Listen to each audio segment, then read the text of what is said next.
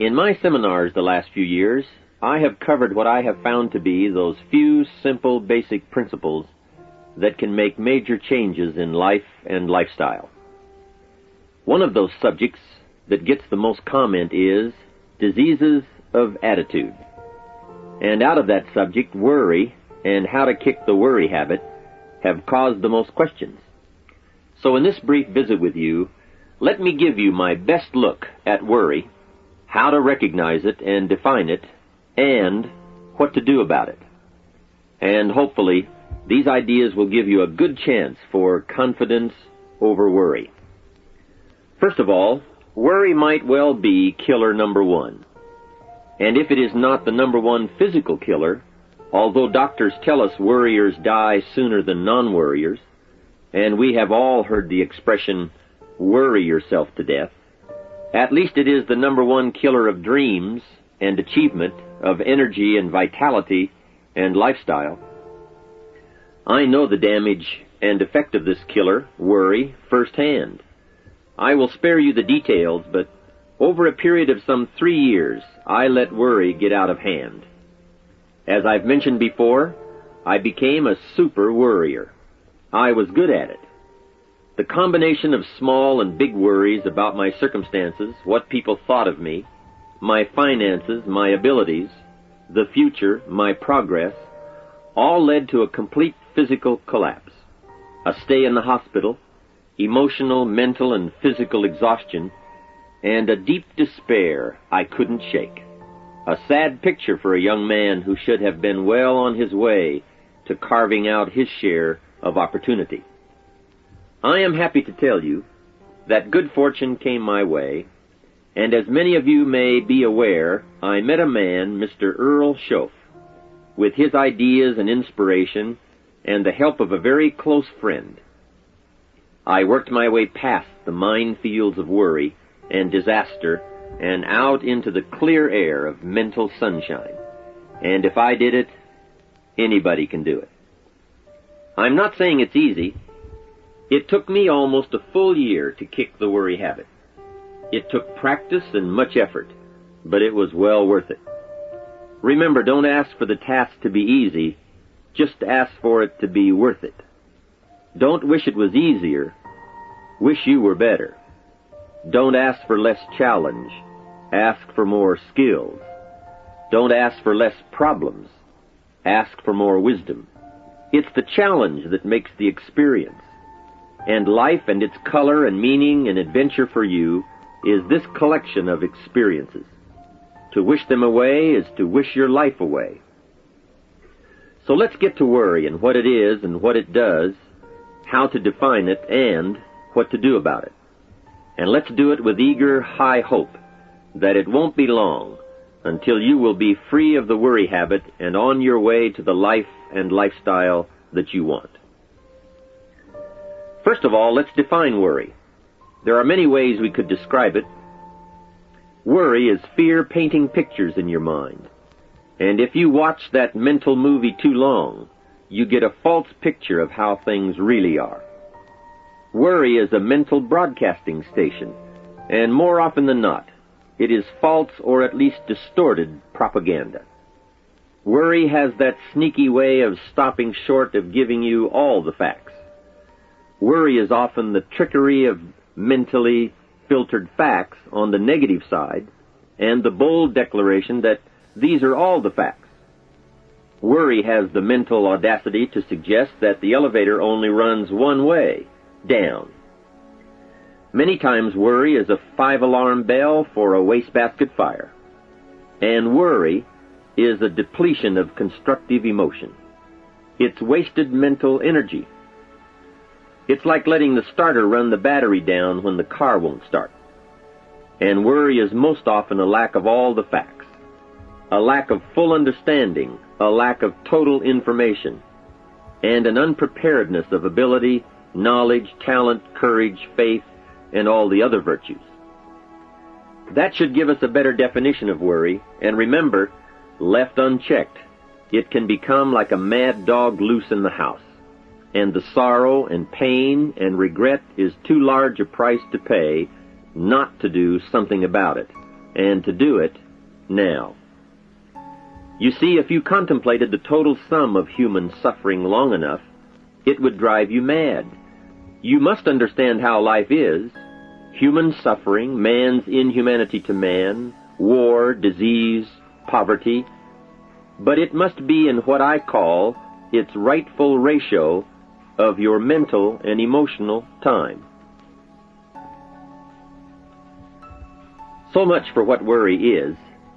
The next question is, what can I do about it? What is the first step? My best advice on this is to first recognize worry for what it is, admit what it does, and then decide you now want to be free. It first starts with decision on your part. And may I add, well, you should decide. Why let worry continue to take money out of your pocket and bank account? Why let worry any longer keep you from becoming all you can be? Why let it rob you of better friendships, better business, better profits, better results, better communication, better family relations? Why impose your worry on others any longer? It's a burden you can get rid of and a monkey you can get off your back.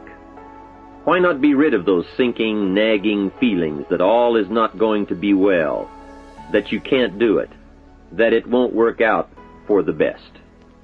Worry is undue concern that takes up too much of your mental and emotional time. Now, we must all be concerned. Hey, life is no joke except to the jokers. Life and how to live it is a serious matter. It is risky, full of peril, and there are constant threats to the good we want and to the pursuit of happiness. However, it is undue concern, or concern that takes up too much mental time, that begins the harm. It's like a family planning a wonderful trip.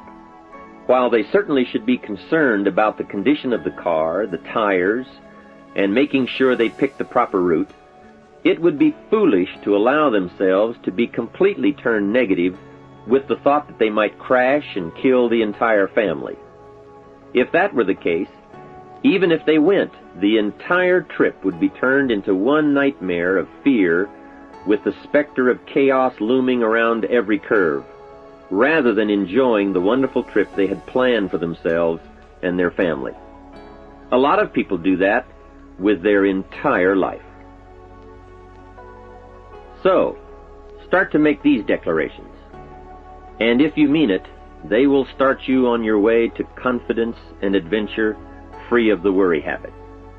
Say first, I've had it with worry. I'm tired of being beaten down and hassled with all those negative mental pictures. I refuse to be tricked by false facts. I'm really not that weak. Never again do I want those sick feelings inside, those mental false alarms. I'm tired of the drain on my resources. I'm tired of the embarrassment of the lack of confidence. I don't want people, especially my family, to see me in this state anymore. I've got more to offer.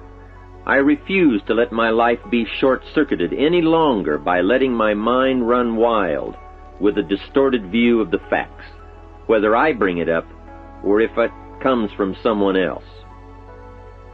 Prove it to yourself. Think back over all the things that you worried about, all the fantastic, catastrophic events that your well-meaning advisors had told you were going to happen. Be pleased that none of them ever happened to you, or else you would not be alive today. 90% of the things you worry about never happen anyway. All of us have had these well-meaning advisors who want to appear larger in the eyes of those they wish to advise, and who immediately rear back and describe every single bad option they can think of that might possibly happen. By the time they have finished, the one who has come for some confidence and some help wonders why he even bothers to live anymore. And the fact is, those things are never really going to happen anyway. Bring to question now what your mind tells you or what others tell you, and pledge not to go for false alarms. I've had it is a good beginning. This first step will start you arguing with your worry thoughts. Soon you will start to examine your fears and worries to see if they are valid, and you won't let your mind play those mental tricks any longer. It is possible to destroy any emotion you have, including worry and fear, by a very simple process, and that is, analyze it to death. Drag it out on the table and look at it. Weigh it against all of your past experiences.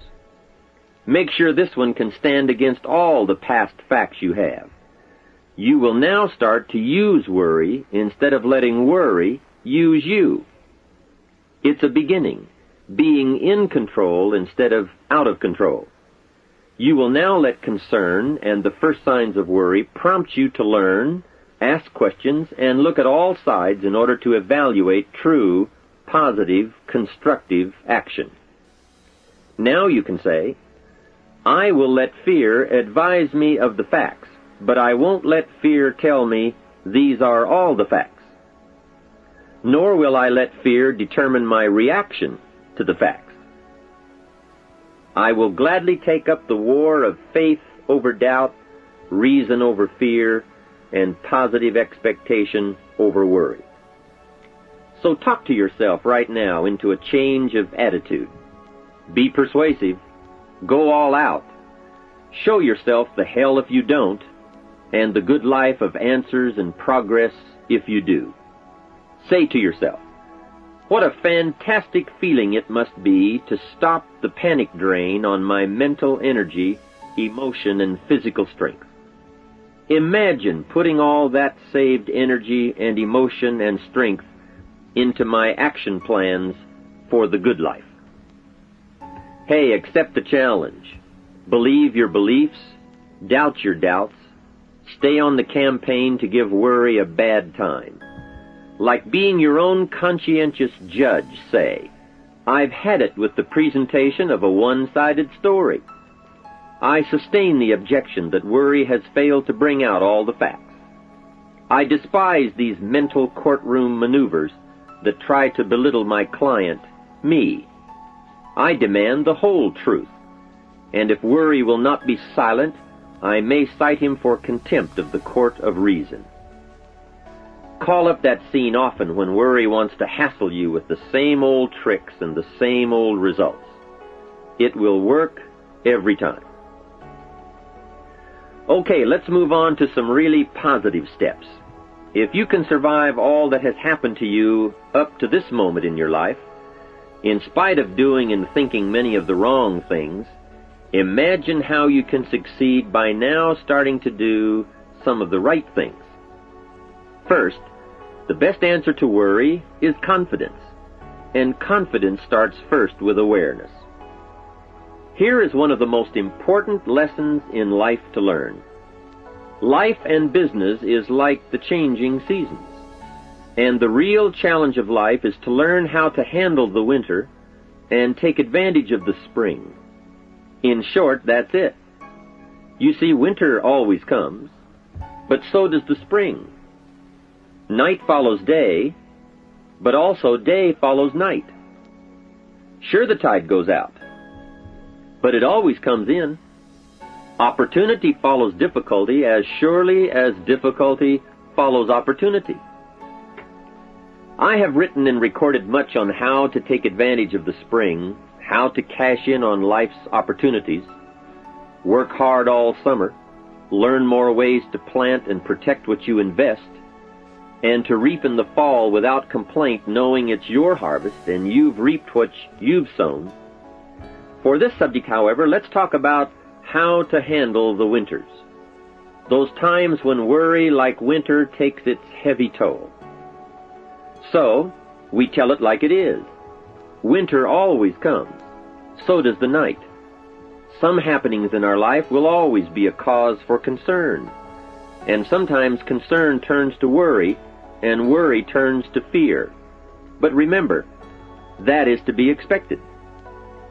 Each day, each event, each season brings both expected and unexpected challenges that we must think about and make decisions on. Life is like a stream that flows continuously. The better we understand that, the better chance we have to produce good results out of all of our challenges. May I suggest something to you? I have a friend who is an avid skier. You know something? He can only ski in the wintertime.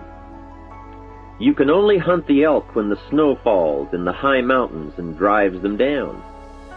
That's called wintertime. You see, it's all right if it's 12 below. Just be prepared for the winter. And here is a good thought. A full, well-developed human being will find a way to take advantage of the winter, not just handle it. The big challenge is to make something out of each opportunity. Now, if winters are always going to occur in our life, shouldn't we benefit from them too? Come the next winter, you could be on the inside looking out, seated by a warm fire, the company of a good friend, and those unique feelings of security in spite of the circumstances or the season. Begin to know now that the night will pass, and as you learn to grow and progress, you will better understand how to handle every night and better live every day. Here's some of the best advice I have on worry. First, don't be afraid to face the facts of life. It is not negative to understand that the winters always come. Don't be faked out. Don't clip the word impossible out of the dictionary.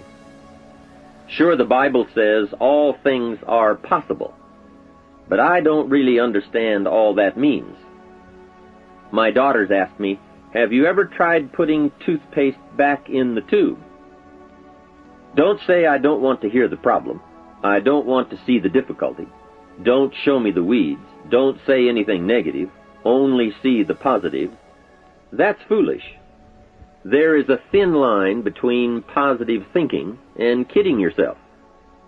And remember, there's also a thin line between faith and folly. Here is the key. Humans have the unique ability to see it as it is, and they also have the ability to see it better than it is. One is called fact, the other is called faith. Faith you develop, facts you acquire. The facts you acquire are essential. It's like belief. You constantly must find facts to support your belief. Faith says, I will move mountains.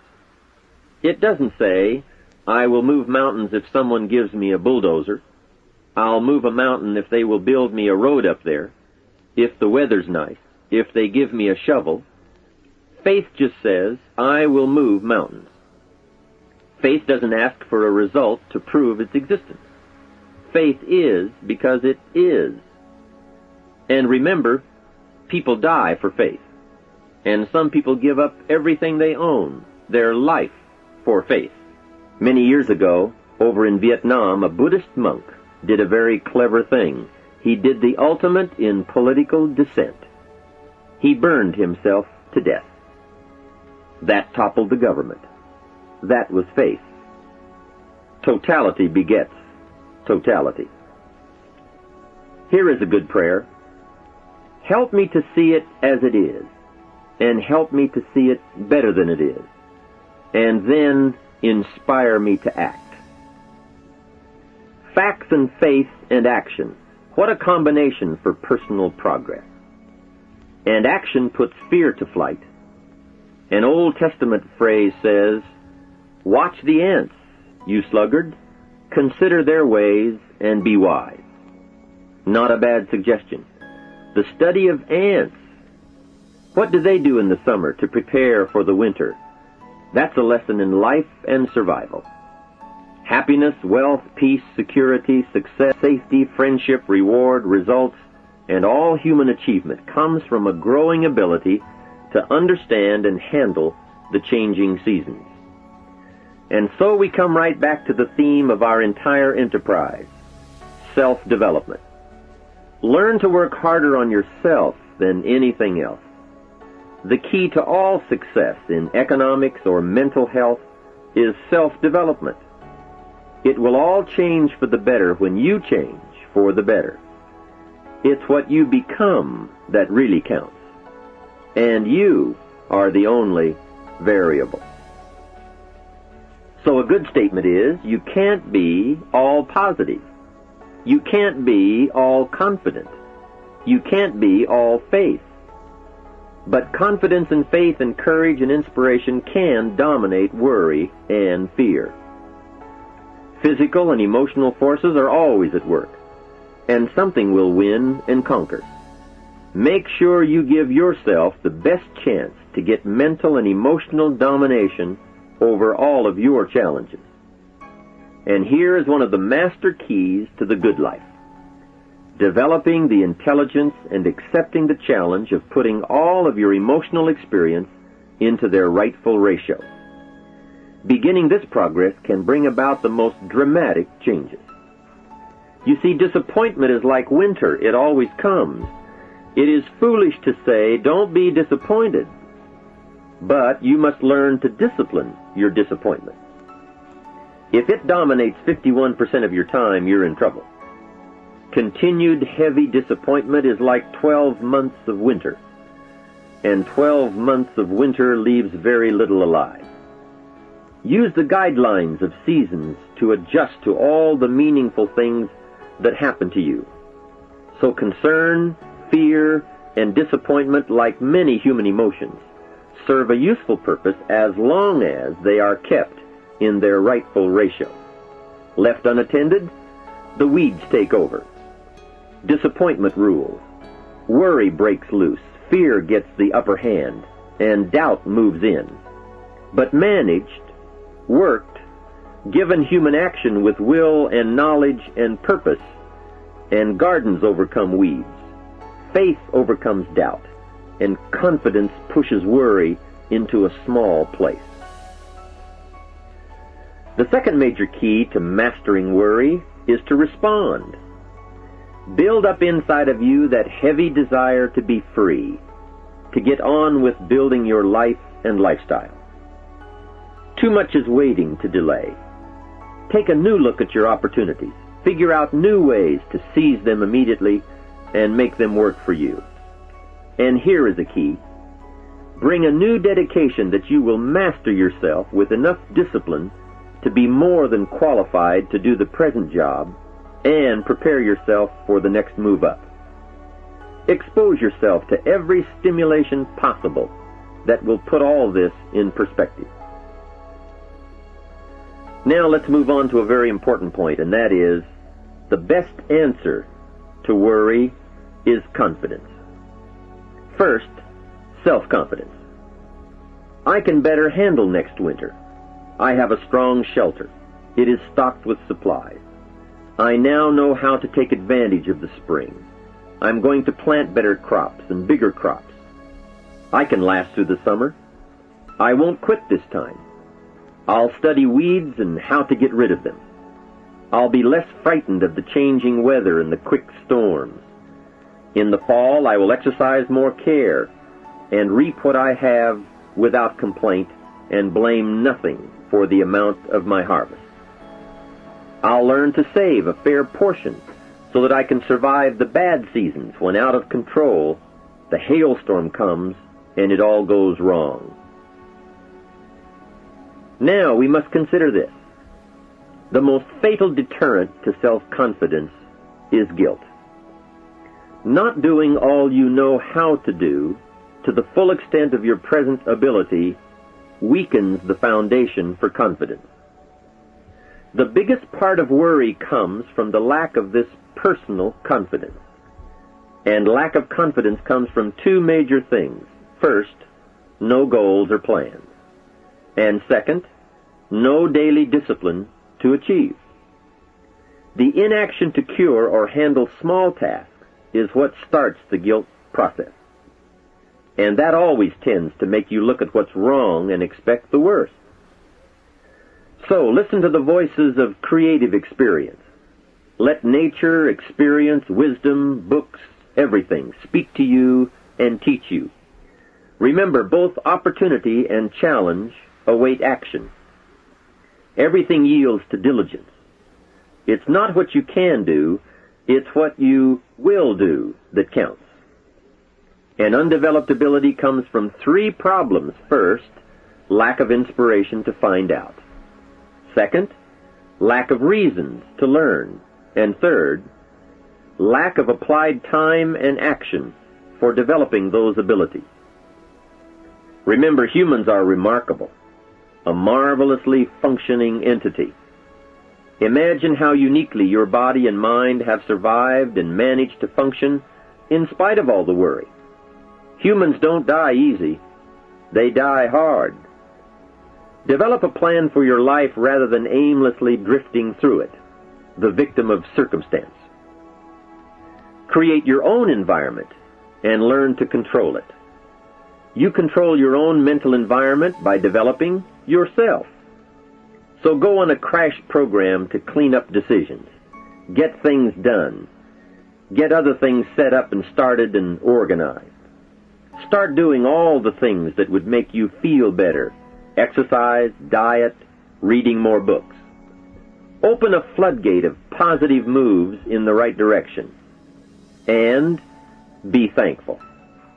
Add up what you do have. Make an actual as well as a conscious mental list of all you possess, tangible as well as intangible. In view of the 4 billion other inhabitants of the world, yours is probably an incredible list. That list, and being thankful, should then lead to the big step of discipline.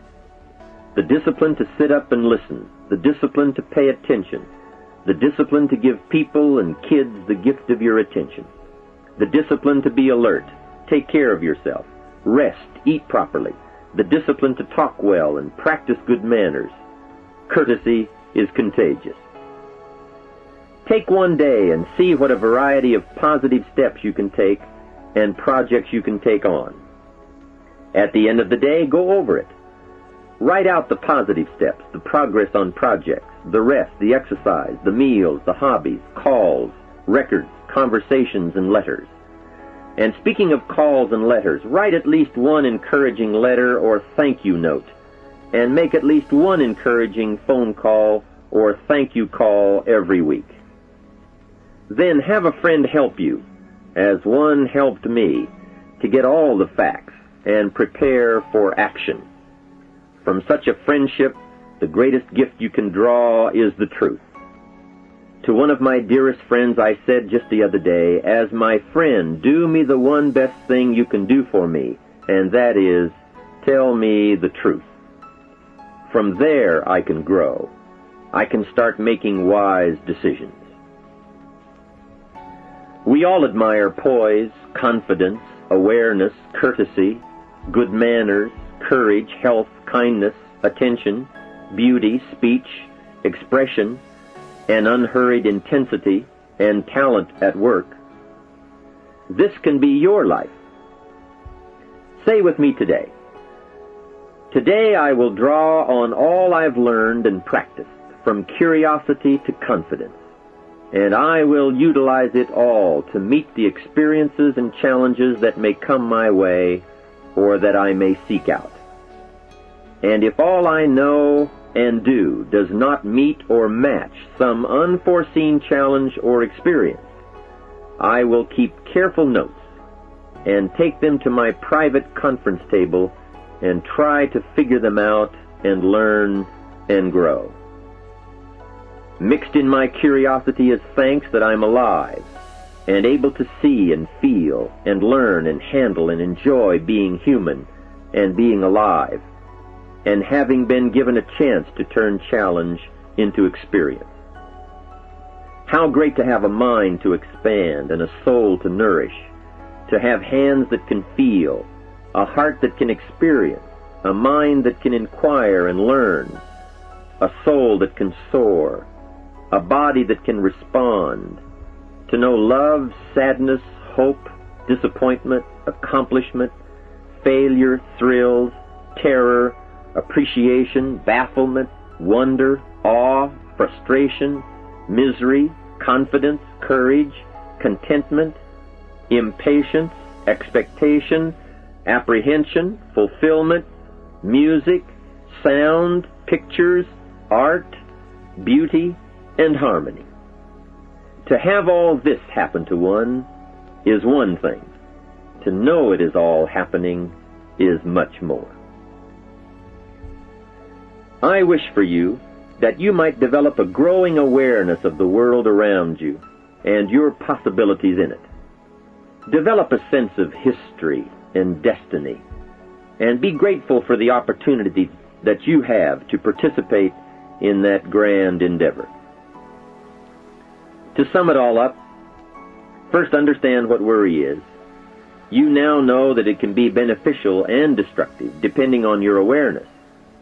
Next, resolve to be free of the habit. That job is up to you. To work on yourself, to get the right attitude. Next, start the daily action of first cleaning up all your current situations. Remember, little achievements lead to confidence that conquers guilt. Then buy up every challenge to reach your goal. You can now handle it, the winter, the spring, the harvest. Bring a new zeal to every problem, to every fear, to every opportunity. The inspiration from it all and the immediate and future progress that will someday give you a view from the top of your goals, your adventure, and your achievements. In conclusion, let me give you one piece of poetry that sums up what a life of adventure should be like and how you should feel. You are now a seasoned warrior.